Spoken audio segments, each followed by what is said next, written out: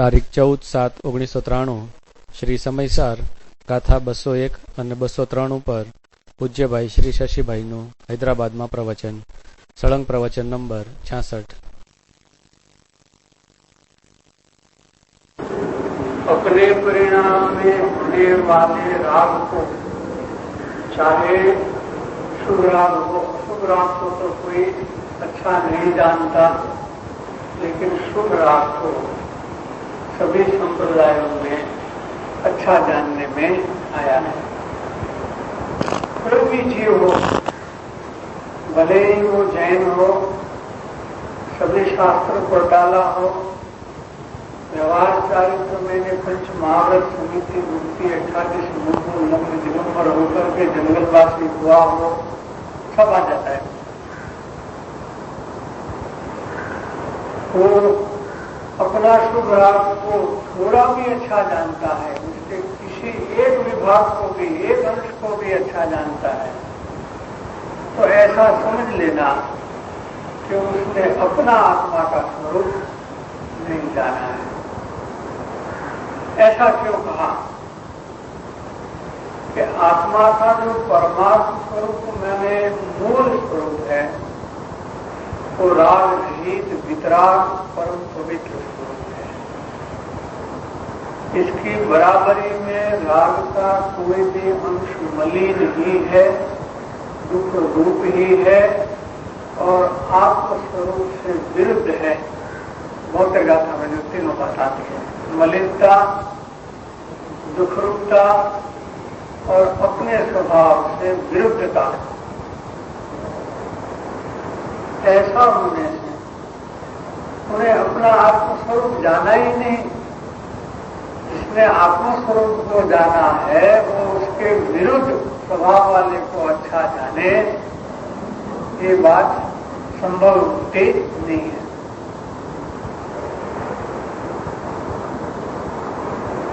कर्मोदय जनित राग को ही अच्छा माना है और उससे ही अपना मोक्ष माना है.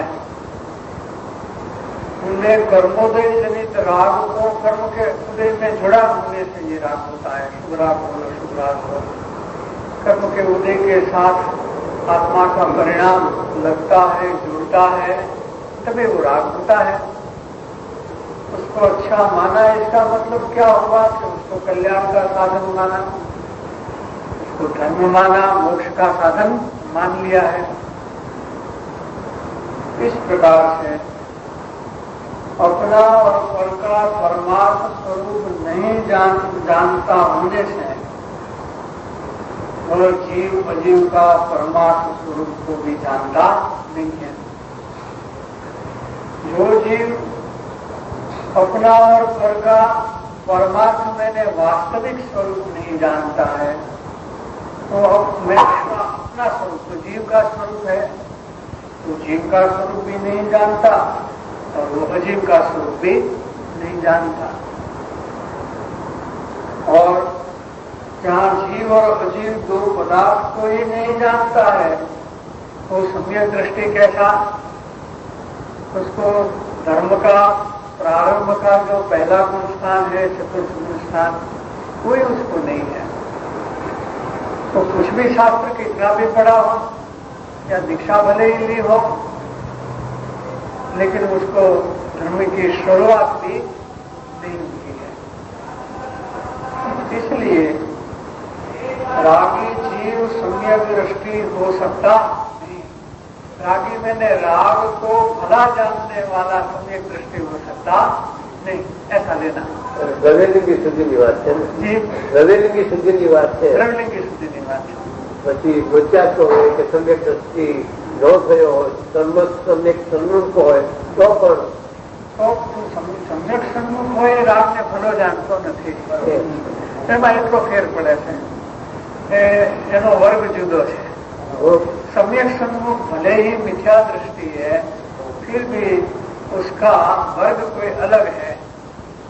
उसको क्लासिफाई कर दिया है कि ये सम्यक तो सन्मुख मिथ्या दृष्टि है. मिथ्या दृष्टि है फिर भी सम्यक तो सन्मुख है. वो अल्पकाल में सम्यक दर्शन पाने वाला है, वो सम्यक दर्शन की बहुत समीप वाले भाव में वर्तता है, इसलिए इनका विपर्यास काफी मिट गया है, बहुत मात्रा में उसका विपर्यास छूट गया है। अभी एकत्व रहा है बहुत, वो भी बहुत कम बतला रहा है और वो छूटने की तैयारी में है, इसलिए वो ऐसे शुभ राग को भला जानता नहीं है। नहीं जानता इसका यही कारण है कि सिर्फ विकल्प ऐसा है, ऐसी बात नहीं है। उनको भीतर में वेद ज्ञान चालू है, जिस वेद ज्ञान के फलस्वरूप उनको शुद्धोपयोग उत्पन्न हो जाएगा। वो वेद ज्ञान में क्या हो रहा है कि उस वेद ज्ञान में ज्ञान के वेदन पूर्वक उनको राग का निषेध हो रहा है। तो जो जिसको निषेध वास्तव में हो ही रहा है वो उनको अच्छा जानता है, वो बात कर रहे, तो वो अच्छा नहीं जानता है, वो कहना इसलिए ठीक है कि उनको निषेध चालू हो गया है राग का, वास्तव में निषेध चालू हो गया है। और कैसा राग का निषेध कि जिसमें अपना आत्मस्वरूप का चिंतन चलता हो, ऐसा सूक्ष्म राग जो है, एक हूं, अभेद हूं, ध्रुव हूं, इसका भी निषेध उसको चलता है, इसलिए वो राग को भला जानता है तो उसको लागू पड़ता उनका भाव है, उनका भाव हो गया, स्वरूप का भाव वासन है, स्वरूप का आदर है और राग का निषेध है। विधि निषेध दोनों चलता है और उसके फल में तो शुद्धोपयोग होने वाला है उसको, इसलिए उनको सम्यक प्रसन्नों कहने में आता है। भाव मेरे साथ करने वाले से बोलते हैं। हाँ, तो है पुण्य का निषेध स्वरूप के आदर के साथ होना चाहिए, वरना क्या हो जाएगा, पुण्य का निषेध हो जाएगा और पाप का आदर हो जाएगा। ऐसा नहीं होना चाहिए।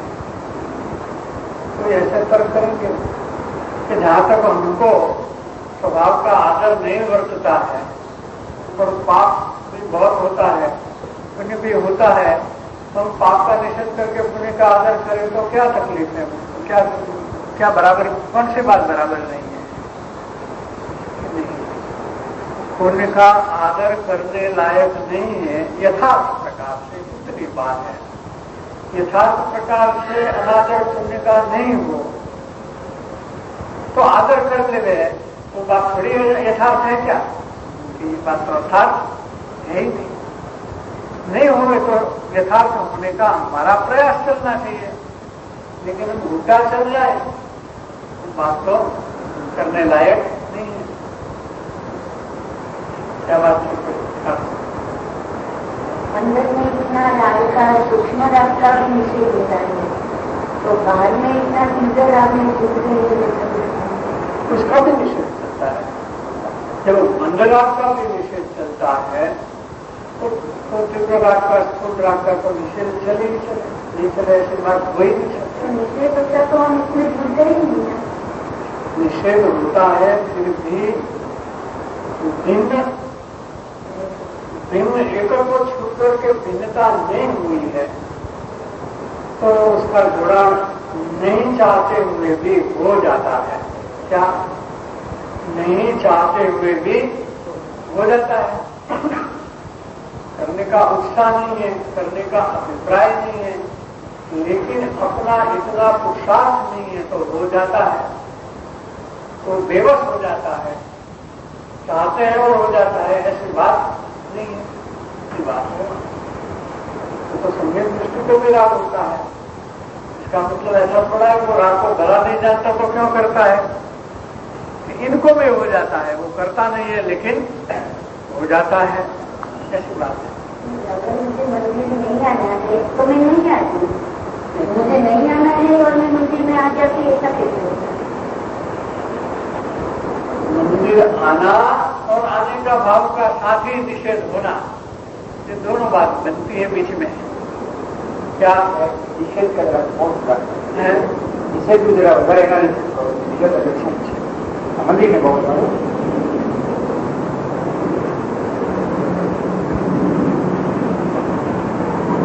पहले तो हम अपने अपने आत्मस्वरूप को समझें और समझने से उनको उसका आदर भाव उत्पन्न हो, ऐसा होना चाहिए, तो उसका निषेध यथार्थ रूप से स्वभाव का आएगा। आपके प्रश्न में बात इतनी आती है कि मंदिर आना केवल शुभ भाव है, लेकिन सबों के लिए ऐसा नहीं है।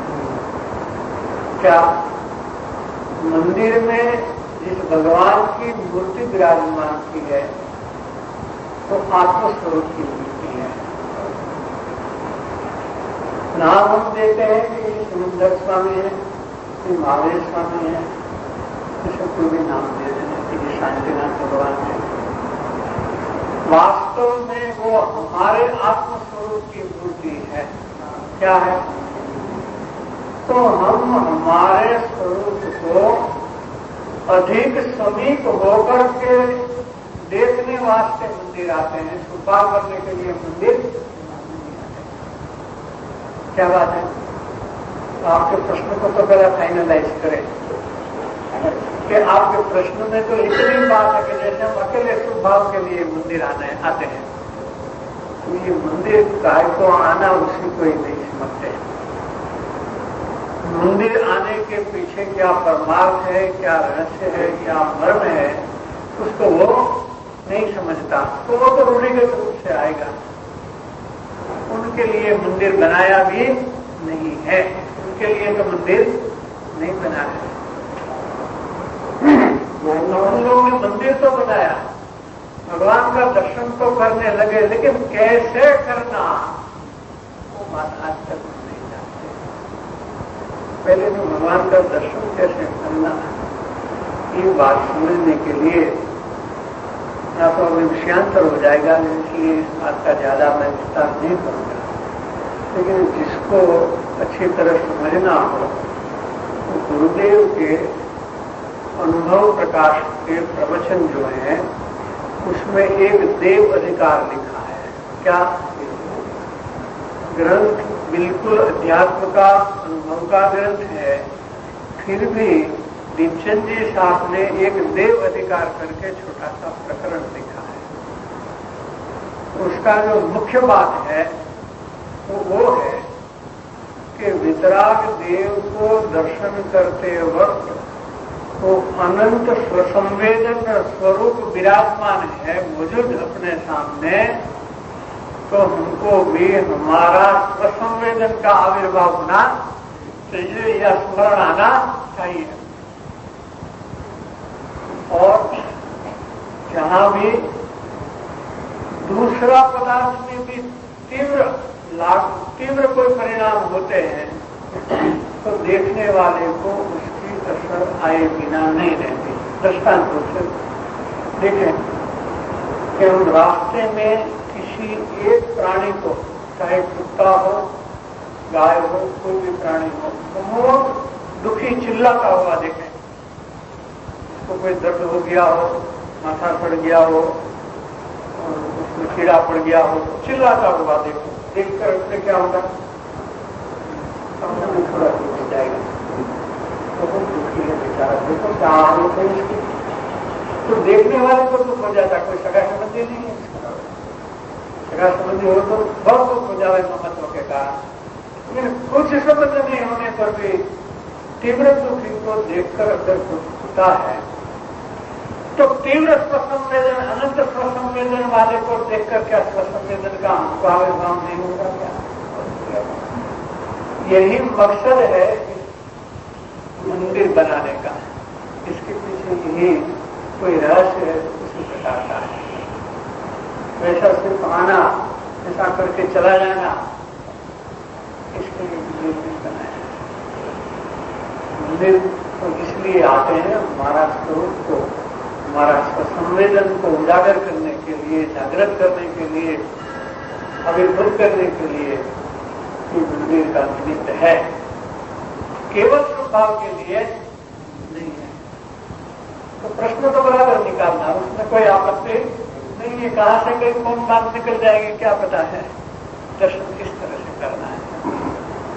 तो वहां स्वभाव का तो निषेध होगा, वहां भी क्या होगा कि जब स्वरूप का आदर होगा तो स्वभाव का निषेध होगा, वहां भी ऐसा ही होगा। तो हमारे लिए तो कोई भी प्रसंग हो रहेगा, क्या जिसको वेद ज्ञान करना है, स्वरूप का आदर करना है, रागादि का निषेध करना है, वो तो हर प्रसंग में वही करेगा। क्यों? उसका ज्ञान मौजूद है, राग होते रहता है, ज्ञान है तो आत्मा है, राग है तो अनात्मा है। एक के आदर में उसका दूसरे का अनादर है। अगर राग का आदर है तो ज्ञान का और आत्मा का अनादर है। राग का जिसको ज्ञान का आदर है उसमें राग का अनादर सहज है। एक के आदर में दूसरे का अनादर बिना विकल्प भी सहज ही होता है। तो ये बात का चालू रखना है। શુભ ને અશુભ નો આદર અને નિષેધ કરી શકે છે કે શુદ્ધતાના સ્વરૂપમાં જાય તો એની મહેનત થાય છે। तो पूरा विशाल होता है, ये तो कहा निषेध होता है। वो तो जो आदर करता है उसको उपदेश में ऐसा कहने में उसका निषेध करो, अनादर करो। देश का तो यही स्पीच जो है वो उसी ढंग का रहेगा जिसमें उपदेश है, आदेश है। उसमें तो ऐसा करो, ऐसा नहीं करो, वही बात आएगा। तो उसका ऐसा ही आएगा, लेकिन वो सहज होता है, ऐसा समझना है, वो सहज होता है। महात्माओं ने दिन प्रतिमा सुदर्शन में देखो आविर्भाव करने के लिए स्थापित किए। हाँ बिल्कुल, यही कारण है। केवल स्वभाव करने के लिए स्थापित नहीं किया है, और स्वभाव करने का उद्देश्य भी भगवान का जिनेन्द्र का है ही नहीं। जो वितराग हुए हैं, जिसने राग को खत्म कर दिया, क्षय कर दिया, तो राग का उद्देश्य कैसे देंगे? राग का उद्देश्य उन्होंने दिया ही नहीं। खुद वितराग है, राग का उद्देश्य कैसे देंगे? उन्होंने राग का उद्देश्य कभी दिया ही नहीं।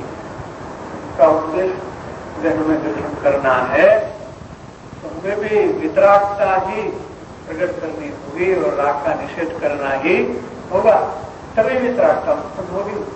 स्वरूप का आदर होता है, जो स्वरूप का आदर होता है, तो साक्षात स्वभाव हमें जो होता ही रहता है। साक्षात होता रहता है तो परवश व्यवस्था से होता रहता है अवश्य। लेकिन हम चाहते हैं ऐसी बात वहां नहीं है। जैसे कि हमने अनाज प्राप्त करने के लिए बीज बोए खेतर में, हमारा जमीन हो उसमें बीज बोए और उसमें अनाज भी होता है। और अनाज का ऐसे होता है कि पहले तो उनका जो खड़ है, छोटा सा जो इतना निकलेगा, घास बनेगा, उस पर लगेगा डूडी अनाज की। तो हम किसको खाएंगे? अनाज को खाएंगे या घास को भी साथ के साथ तो खा लेंगे?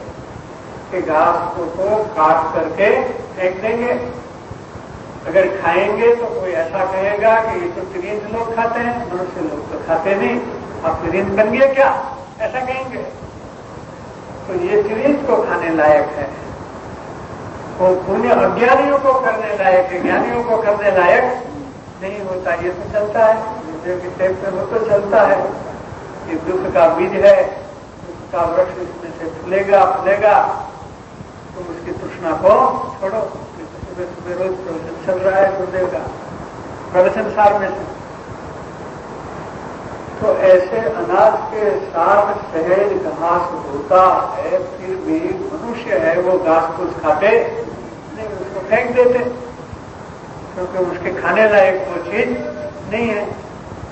इसलिए होवे तो होवे, लेकिन हम उसको चाहते नहीं है। होगा नहीं होगा वो बात नहीं है। वजन देंगे तो शुरू के ना पहुंचेंगे वजन देंगे तो पुण्य करना छोड़ देंगे। पुण्य करना छोड़ देंगे तो क्या करेंगे, ये बात पहली है। छोड़ना है वो सब्जेक्ट टू कंडीशन है। क्या ऐसे नहीं छोड़ना है, पाप में चले जाए ऐसे पुण्य को नहीं छोड़ना है। 3 प्रकार के जीव के परिणाम होते हैं, पुण्य रूप, पाप रूप और वितरागता, शुद्धता। तो पुण्य को छुड़ाते हैं श्री गुरु क्यों, हमेशा में भी ऐसा क्यों करते हैं कि जीव को वितरागता में, शुद्ध भाव में ले जाना है, इसलिए छुड़ाते हैं। पाप करने के वास्ते तो नहीं छुड़ाते। तो कहने वाले का अभिप्राय तो हम पकड़े पहले, और जैसा वो कहे वैसा करे तो कोई आपत्ति नहीं, जैसा कहे ऐसा तो समझे नहीं और करे कुछ उल्टा तो अधिक नुकसान हो जाएगा, ज्यादा नुकसान हो जाएगा। तो ये तो बराबर ध्यान से, बराबर विचार करके, सुन करके, समझ करके फिर यथार्थ रूप से आगे बढ़ने की बात है। जीव को संसार से मुक्त कराने का तो ये शास्त्र आगम होते हैं, किस तरह से मुक्त होता है वही देखना है। दर्शन करने में गुरु की आज्ञा तो समझे का आविर्भाव करने की है, किंतु वैसा नहीं करते हैं तो गुरु की आज्ञा का उल्लंघन करते हैं। आज्ञा को उल्लंघन करते हैं, अनादर करते हैं, उल्लंघन करते हैं, इसके बजाय अनादर करते हैं, आदर नहीं करते, जाते हैं मंदिर और गुरु आज्ञा का अनादर करते हैं। ये अपराध है। क्या है? ये अपराध है। ऐसा अपराध करना नहीं चाहिए। तो थोड़ा हुआ दर्शन में मत बोल रहा है, तो थोड़ा हुआ दर्शन में बढ़ रहा है और बढ़ जाएगा। मैं मंदिर गया, भगवान को वंदन, पूजन, नमस्कार आदि किया तो मुझे लाभ कुछ न कुछ होगा। लाभ होगा कि दर्शन में मिथ्या तत्व तीव्र होने का नुकसान हो जाएगा। अगर ऐसा नहीं सोचे कि मुझे लाभ होगा तो भी दर्शन में तीव्र होगा। लाभ नहीं होगा, लेकिन इस अभिप्राय से, इस उद्देश्य से हम मंदिर जाते हैं तो ऐसा लाभ होगा। परिणाम तो कुछ न कुछ होगा, बिना परिणाम तो जीव रहता नहीं कभी। तो कौन से परिणाम हुए? तो भगवान का दर्शन करने लगे तो कौन से परिणाम हमारे हुए, ये हमको समझना है। जब भगवान कहते हैं कि मेरा स्वरूप तो दिखता है, इसमें तो क्या देखता है? उसमें कोई स्वभाव करने की बात तो देखता है क्या? है मेरे में? हाँ? भगवान में स्वभाव है। तो मेरा दर्शन में तुझे स्वभाव करने के बाद कैसे आती है?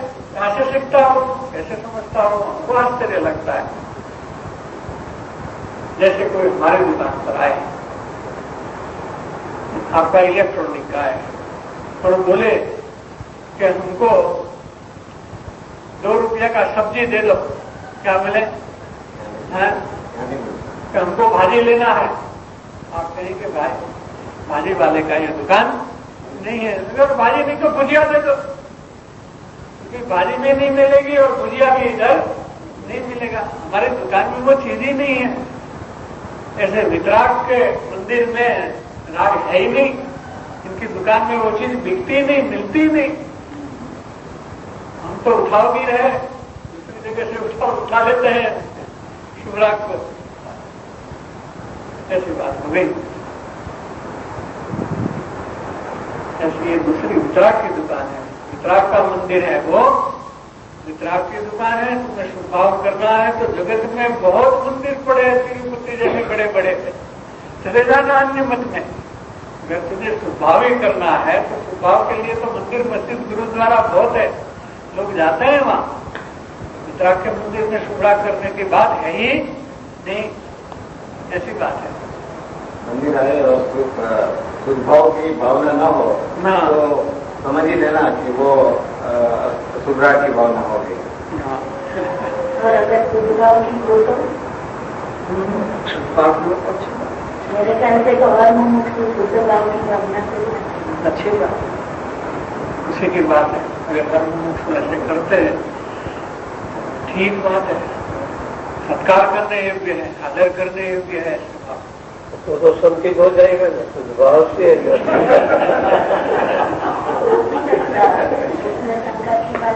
तो आप लोग आपस में गर्म कर लेना, वहीं ठहरे आप तो, वहीं ठहरे ना, चर्चा करके फाइनल कर लेना आप जो भाव है। शादी का था 203 201 जो पूरा हुआ। अभी थोड़ा समय अपने पास मर्यादित है, इसलिए कल छोड़ करके 203 नंबर की गाथा नहीं।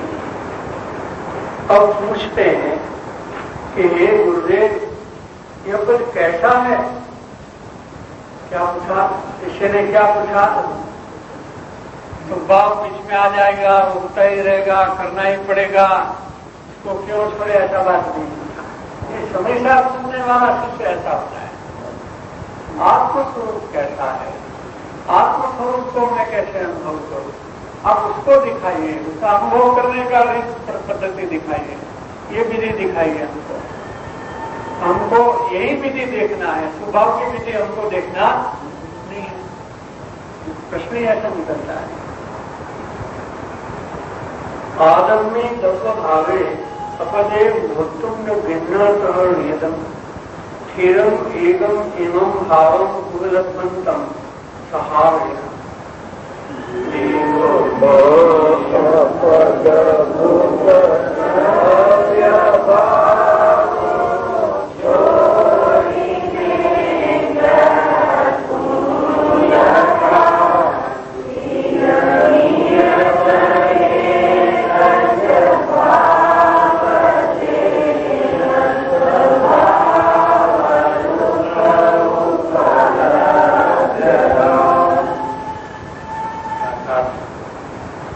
आत्मा में अपूर्वभूत द्रव्य भावों को छोड़ करके निश्चित स्थिर एक यह मैंने प्रत्यक्ष अनुभव गोचर भाव को कि जो आत्मा का स्वभाव रूप से अनुभव में आता है उसको हे भव्य जैसा है वैसा ग्रहण कर यह क्रियापद है।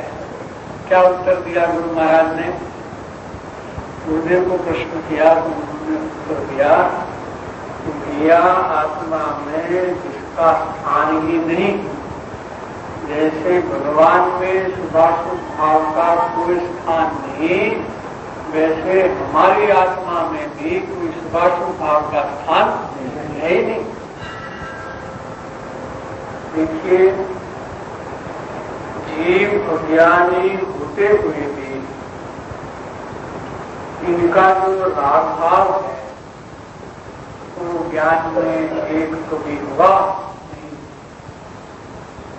मिथ्या दृष्टि के ज्ञान में भी राग का प्रवेश कभी नहीं हुआ, और मिथ्या दृष्टि का अज्ञान भी, ज्ञान अज्ञान जो भी कहो, ज्ञान का जो पर्याय जैसा भी है वो राग में कभी प्रवेश हुआ।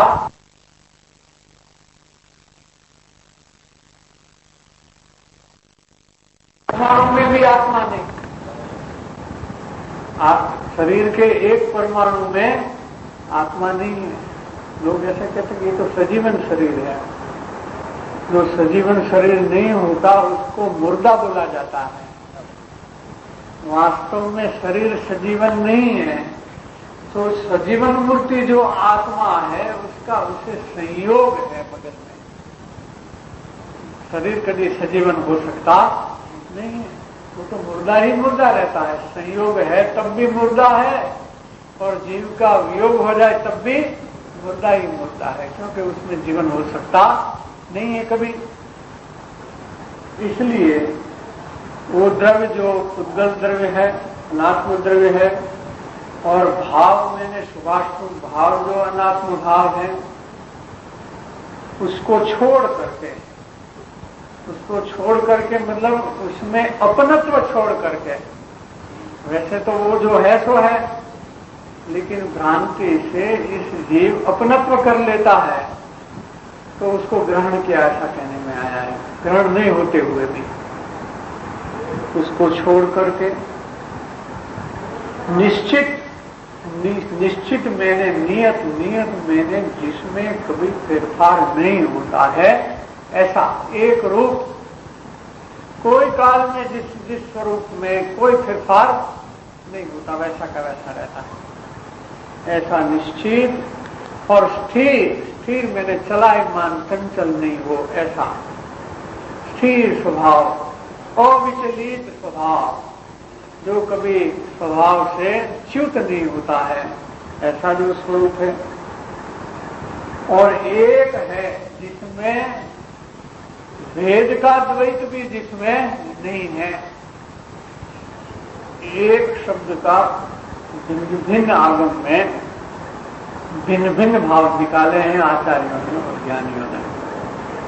कहीं एक को शुद्ध कहते हैं कार्तिक गाथा में, एक शुद्ध सदा एक में ऐसा लिया है कि कहीं दो पड़ा नहीं है।